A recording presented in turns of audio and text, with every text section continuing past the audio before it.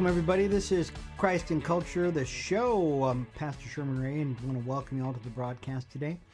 And guys, I'll tell you, this has been an incredible week. I hope that I'm hoping you're ready, you guys. We've got some interesting things we want to talk about today, especially in light of some of the storms that are going on and some of the happenings that have been going on. A lot of things have been going on. But before we do any of that, if you're watching us on our YouTube channel, I really encourage you folks to go ahead, hit that subscribe button. It's over here someplace. Go ahead and hit that subscribe button and subscribe to our channel. Also, if you're watching us on Godstream, on godstream.com or godstream.org, I really encourage you to go ahead and check that out. It's a wonderful format, a wonderful broadcast that you'd love to avail yourself of. So that's godstream.org. If you ever you want to put any comments down, we encourage you to go ahead and leave them in the comment section down below. We'd love to take a look at those. Any encouragements? Definitely. We'd love the encouragement to keep going on with the show. Or if you'd like to send us an email, just send it to us at christandcultureshow@gmail.com. It's christandcultureshow@gmail.com. Well, let's bring on our guest host here today. His name is Tommy Allums. Pastor Tommy, how are you doing today? I'm doing well, Pastor Sherman. How are you? You know, I'm doing awesome. I'm doing awesome now. I got to tell you, Pastor Tommy and I were talking about this before. Last week, after the show, probably a couple hours after the show aired, I got just like this raging case of, what do they call it? Vertigo. And so, I mean, many of you have probably had it before. I got it, and it was not fun. And so, Pastor Tommy, have you ever gotten vertigo before? I have not that severe, but I do know what you mean by having it. It's not fun. Yeah, it was terrible. It was so I won't go into all the gory details, but it was not fun. And but I'm glad I'm back now. It's a week later. I'm still a little woozy, but I'll be fine. I will be fine. So Pastor Tommy, how's your week been going? Everything been going well at It's church? been going pretty good. Been going pretty good. Busy, but it's good. Well, fantastic.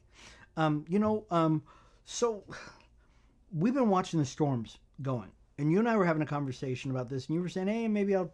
And you brought up something that I thought was just kind of interesting, and I'd like to talk a little bit about that thing that you saw. But what was good about this whole storm thing? And many of you have probably been really aware of this, that we've had a hurricane go through Florida, North Carolina, Georgia, and make its way up the coast. But and there's another one coming behind it that is going to be another just horrific thing. But Samaritan's Purse, the church, got involved in this in a huge way. I mean, this was not a small thing. Samaritan's Purse, which is located in North Carolina, mobilized, got activated, and they were boots on the ground. You know, Pastor Tommy, I mean, give me some insights. What did you think about, hearing about the church and doing what it's supposed to do?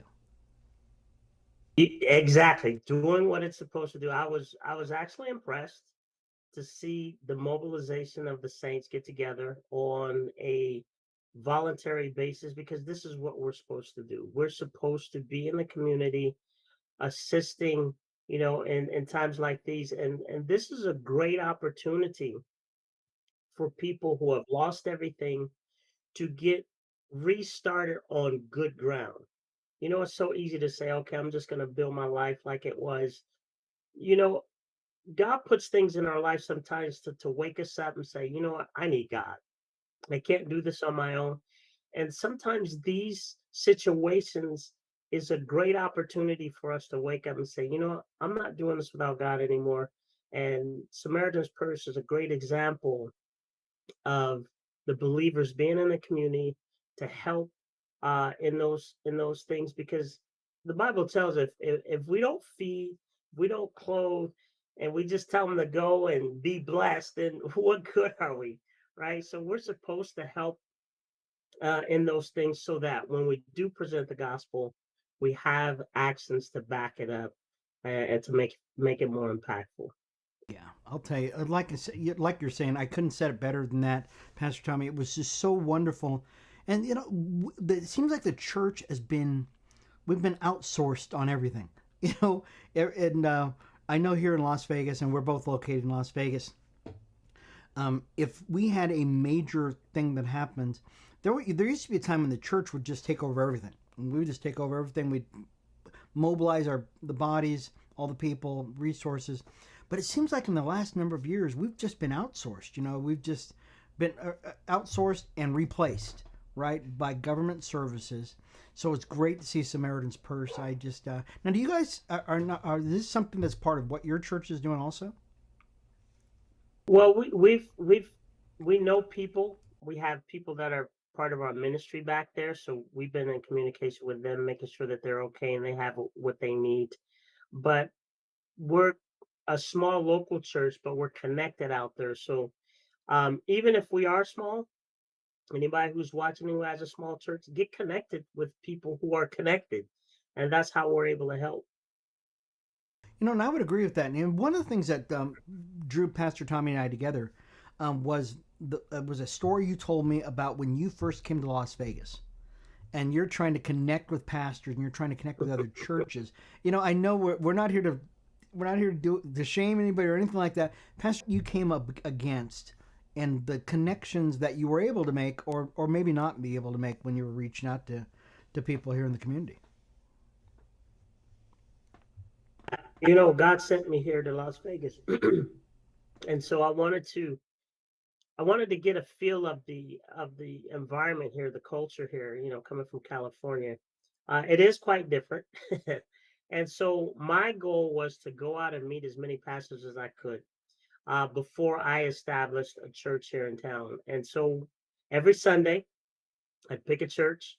Every Wednesday or Thursday, if I was available evening, I would find a church that had a local gathering, prayer meeting, or Bible study, and I would go and sit there. And if the message was coming from the Word, and that's something that I was watching for, which wasn't always. If it did, then I introduced myself to the pastor afterwards, let him know that, hey, I'm new in town. I was a pastor in California. I'm just looking to connect, and maybe we can go out and have coffee later this week.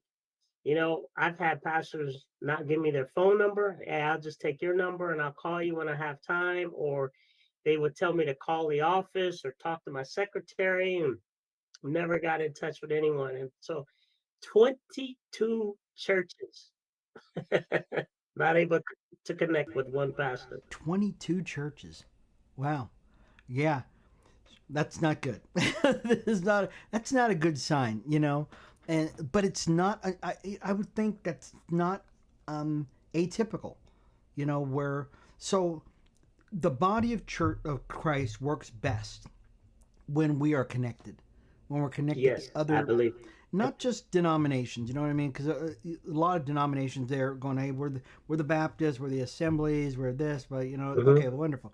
But if you're a Bible believing brother and sister, you should be connected with other pastors, um, especially in times like this. Absolutely. Because how can we actually service the entire community? Because we're like 3 million people now here in Las Vegas. It's not like a Yeah, small yeah, community, right? We got a lot of people. yeah, yeah. How are we going to be able to service all these people if you are not knowing who's where and how we can? Because you can't do it all, right? Oh, Yeah. yeah, you can. So Yeah. so we hope that this hurricane, even though loss of life has happened, that that it opened up our eyes, pastors, ministry leaders, that it opened up our eyes to say, hey, guess what? We need to reach out to people because guess what? If I don't have a sock, maybe you got a sock, or if you don't have a shoe, I got a shirt Right. that we can help. So I think that works out. So that sounds like a ministry, doesn't it? Sock, shoe, Amen. shirt. So excited about that. For those folks that you might be just watching us, you might be just tuning in right now. This is Christ and Culture Show. I'm Pastor Sherman. This is Pastor Tommy. We talk about what's going on in the culture, how it impacts the church, and how the church might get involved. Really, because this is what we do. Really, it is really what we do. Um, so you probably this is election cycle time. Okay, a lot of election stuff is going out, and I don't know if you've kept. I mean, think of the most crazy ad you've seen, right? I mean, does anything come to your mind, Pastor Shami? Because I know what comes to my mind already. um, the only ads I see are like on YouTube if I'm on. So I haven't seen a lot, but they all seem kind of crazy. It's like Yeah, one side is attacking another. yeah. You know what comes crazy to me, and it just it's something that I've been noticing more and more, especially this election cycle, is these people. I mean, of course, it's left versus right, and we always know it's going to be left versus right. But then one side basically says these people are extremists because they believe that abortion is wrong. They believe that a baby should be born. Then, in essence, that's what it is. I mean, they're basically saying that you're an extremist. So my question to you, Pastor Tommy, when did you become an extremist because you're pro-life? Somebody Well, explain that to me. good is always extremely evil. And that's just pretty much it. I mean, I get called extreme from time to time in different things, just how I think, because I base my thought on the word. I try to get my thoughts to line up to the word. And people who are not in the word or don't know the word, it could seem extreme to them because it's out of their mind. I heard a pastor say one time that a guy told him he was out of his mind. He says, "No, I'm out of your mind." And when I thought about it, initially I thought it was funny, but when I thought about it, I was like, you know what? That's exactly it. Yeah, everybody's trying to get us to be in their mind. So yes, it is extreme, to them because they feel like they're losing out on what they want to do instead of realizing, hey, this is not good. Yeah, yeah. You know, it's well, it's funny because people actually there's an old saying that says if you say something enough times, people will believe it, right? Yep. And people are actually believing not just the people who are on that side of the issue, but now you as a Bible believing person, does this actually make you think, oh my gosh, maybe I'm an extremist because I believe that abortion is wrong. Because most of the church, a plurality of the church believes that abortion is fine, that you can have abortion. Guess what? Circumstances. Go ahead.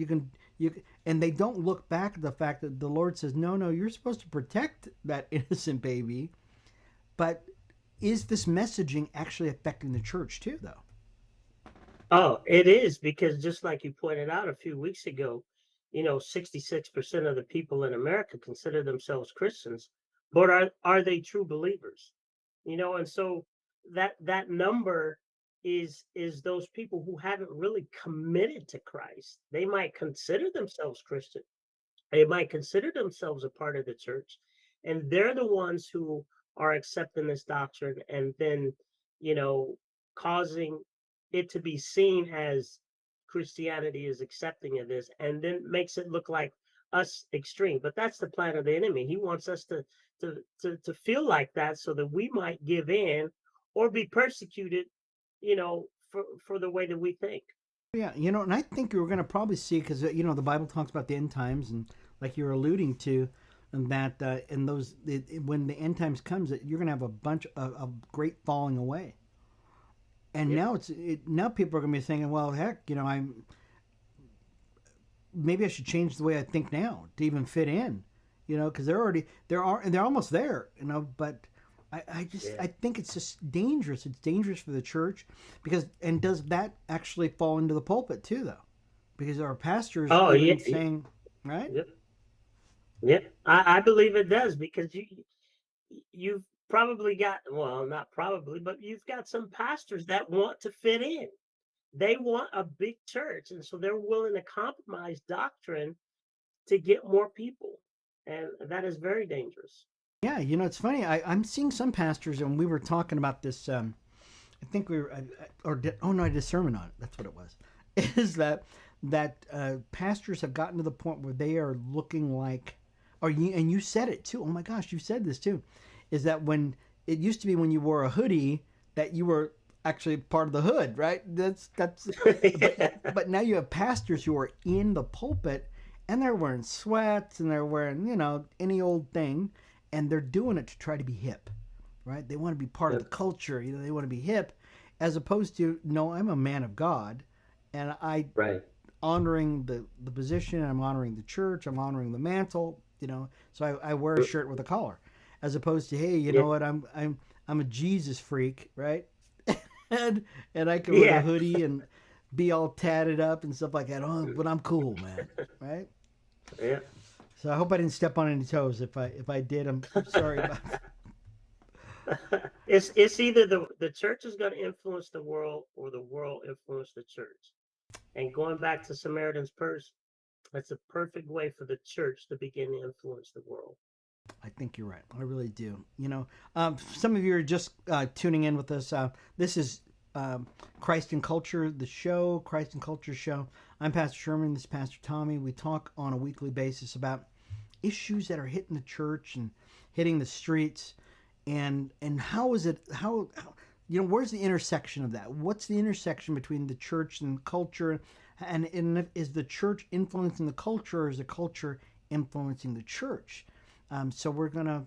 Well, I think that some of the discussions we get in are just kind of like, you go, oh my gosh, yeah, I never realized that that's really what was going on. Which leads me into this next topic, is that so remember we were talking about this before we started the show today. Remember, you used to watch the shows when you were a kid, right? You'd watch Batman and you'd watch Superman and everything else, and it would always be the good guy against the evil guy, right? Especially Batman. You'd always have that bam, he'd beat the Riddler up and stuff like that. And then about 20 years ago, Batman started to look a little darker. You know what I mean? He started getting, Yep. instead of him having like, "Hi, Robin," he started to be going, his voice got all deep and nasty. And it's like, "Hi, how you doing, Robin?" And then he started becoming the Dark Knight. And that was bad enough, but he would still fight against the bad guy, right? It would always be good against evil. Good would always triumph against evil. Well, I don't know if you've noticed this, but the latest string of movies coming out of Hollywood, they've eliminated the good guy. They've eliminated Batman altogether. And now all you have is the Riddler. You have the Penguin. You have, the Joker. The Joker's a big one right now, right? What is Hollywood doing? Pastor Tommy, you got to tell me, what are they trying to accomplish by getting rid of the good guy? Because now the whole narrative has changed. All you got is glorification of villains now. So dissect that for me. It is prophetic of the time that we live in now. When you think about when Batman, Superman, because my guy was Superman growing up as a kid, and I watched him get dark, right? And so we got to think when these characters came out, they were good. They were fighting for justice, and they were taking up for the underdog, and they would put the bad guys in jail.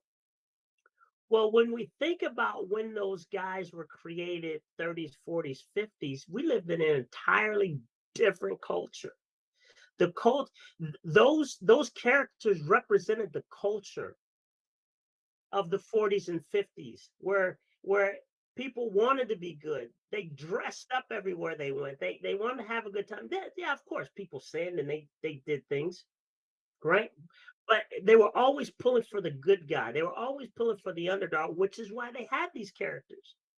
But now, the time that we live in, the movies that we have reflect our culture. It's not even the fact that they're uh, influencing our culture; they're reflecting our culture right now, and they're literally trying to erase good so that you have nothing to refer to except for evil. That's scary. so you It is. so you're saying that what we're looking at right now is a reflection, a mirror image of what the culture is, or are they trying to mold the culture so that it becomes that? Because there's so many good people out there. It's so hard to believe, isn't it?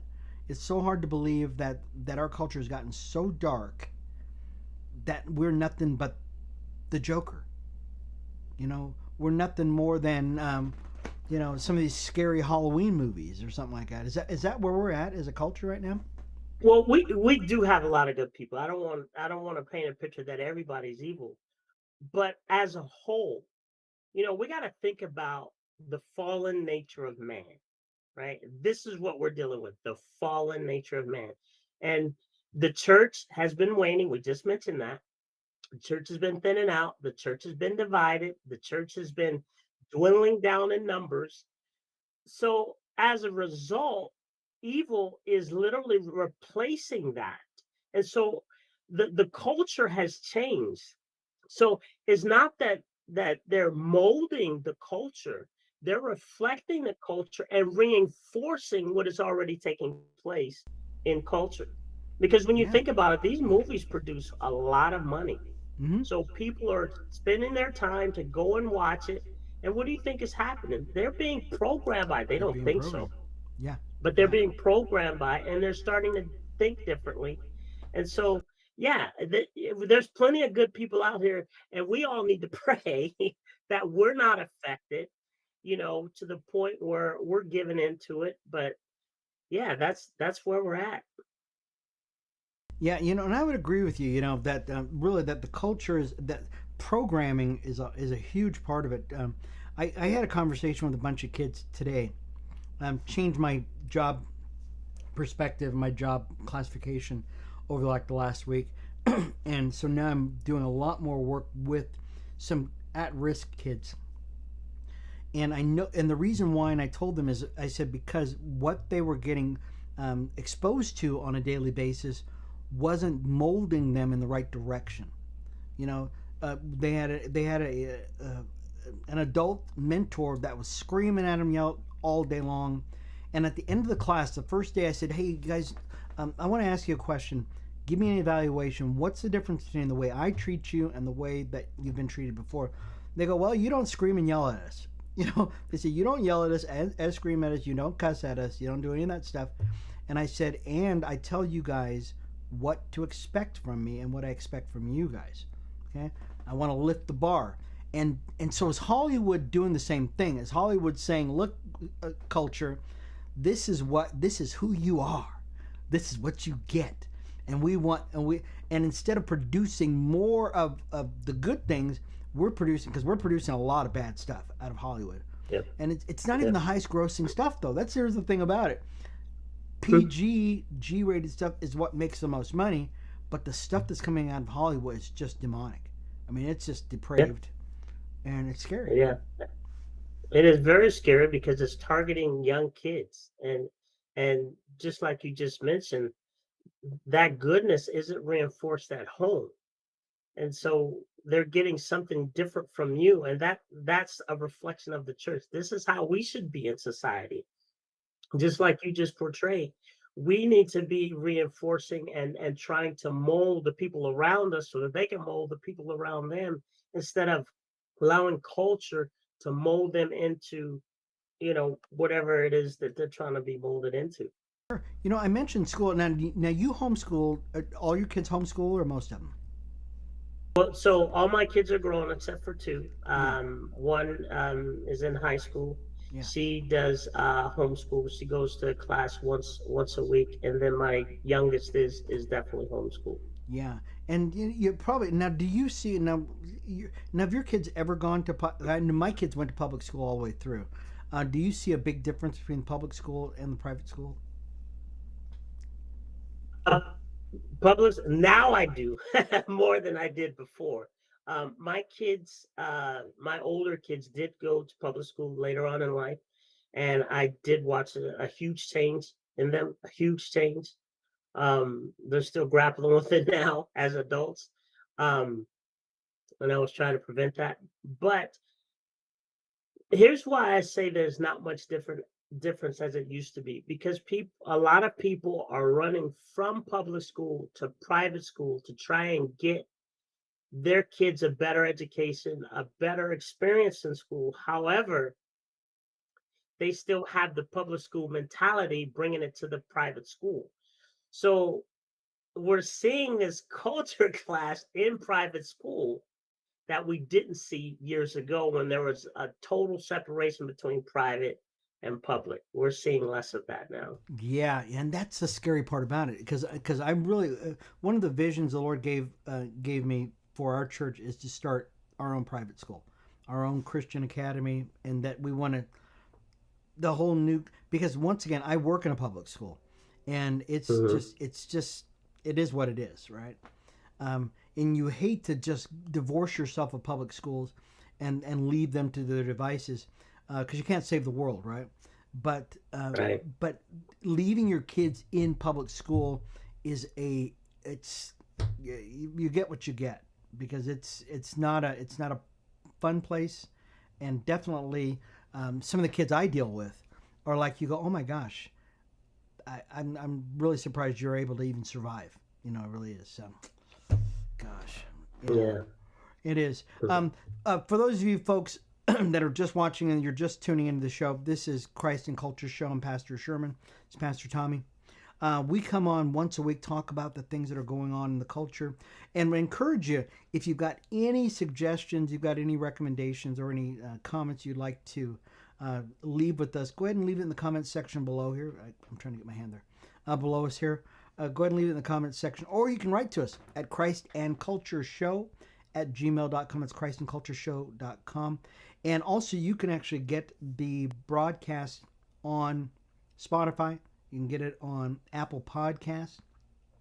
You can see it on YouTube. So we're all over the place: Instagram, YouTube, Facebook, and of course we generally upload it to Facebook after the show. And so, but you can also get it on godstream.org. So we're so excited.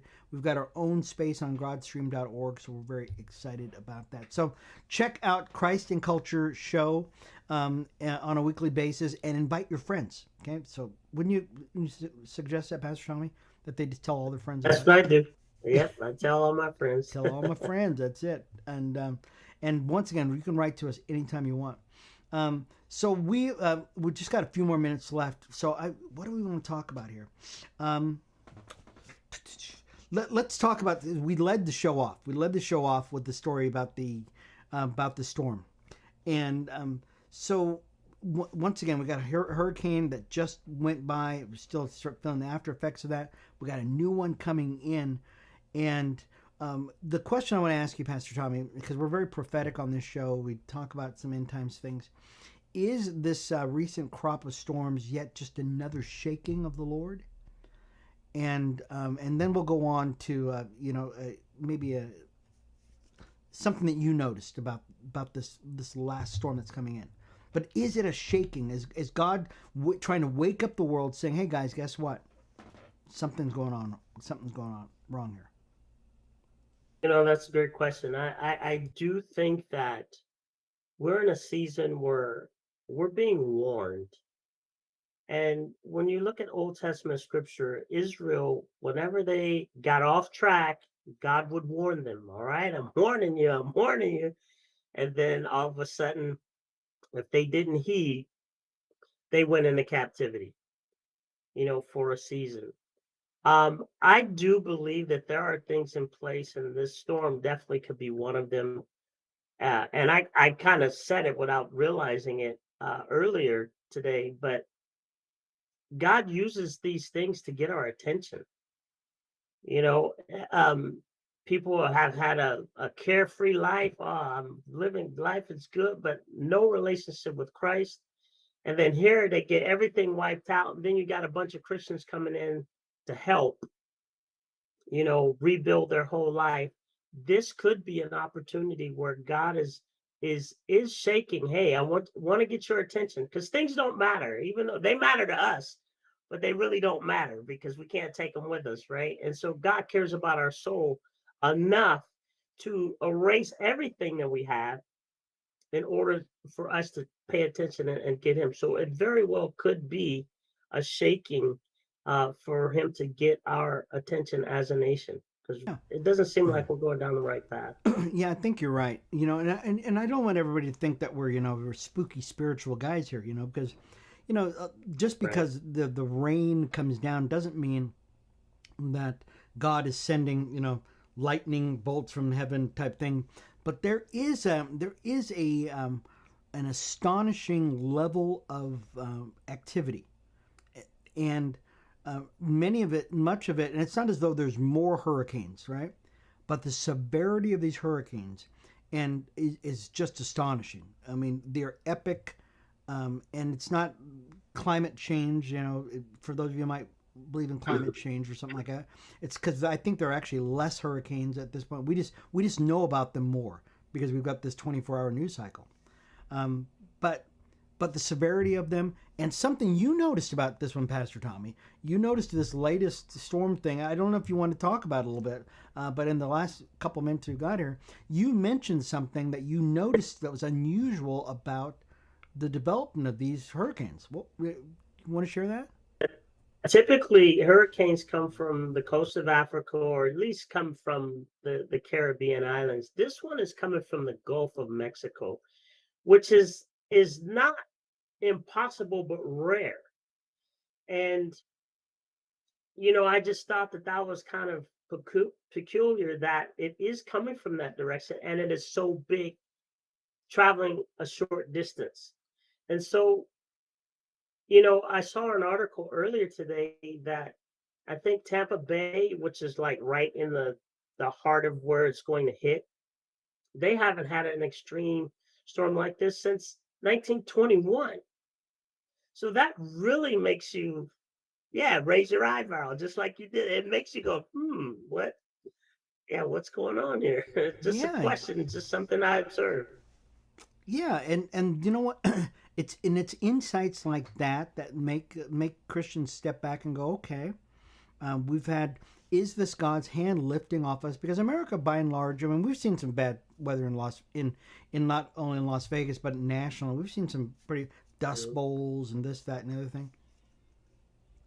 But a falling away from the country, from the Christian foundation that we've planted this nation on, coinciding with this rise in epic storms, people coming against us, nations coming against us, a loss in the financial district, that kind of stuff, all make you go, man, is God trying to get our attention?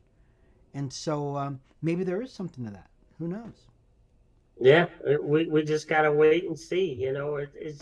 It's so many things that's coming together all at once, and the Bible tells us there's going to be earthquakes and famines and pestilences, and all these things are literally happening all at once right now, which makes you go, I know it does me too. My gosh. Well, anyways, time will tell, as you said, Pastor Tommy. Time will tell. I want to thank you once again for being a part of the broadcast, though, Pastor Tommy. It's so good to talk to you, and we got to get yes. together because I know we've been talking about getting together, and I know our schedules are just messing around and stuff like that. But we will definitely get together pretty soon. So we'll see you again next week. Yes, All right, we'll fantastic. do. Thank Yep. you once again, Pastor Tom, for being part of the broadcast. We'll see you. We'll see you soon. Okay. All right, see you soon. Okay. And thank you guys for being a part of the broadcast also. Once again, this has been the Christ and Culture Show. I'm Pastor Sherman Ray of Sagestone Church. I want to welcome you all welcome you once, or excuse me, thank you all for being a part of the broadcast. And once again, if you've got any questions you'd like to ask us, go ahead, send it to us, Christ and Culture Show at gmail.com. It's Christ and Culture Show at gmail.com. We would love to get to know you a little bit more. Okay. And also, if you want to get a copy of the show, go ahead, download it on Spotify, on Apple Podcast. It's all there. Okay. Once again, Christ and Culture Show, and let us know that you love the show. Once again, this has been Pastor Sherman Ray for Christ and Culture Show. We will see you again next week for another beautiful show. We'll talk to you later, folks. Bye bye.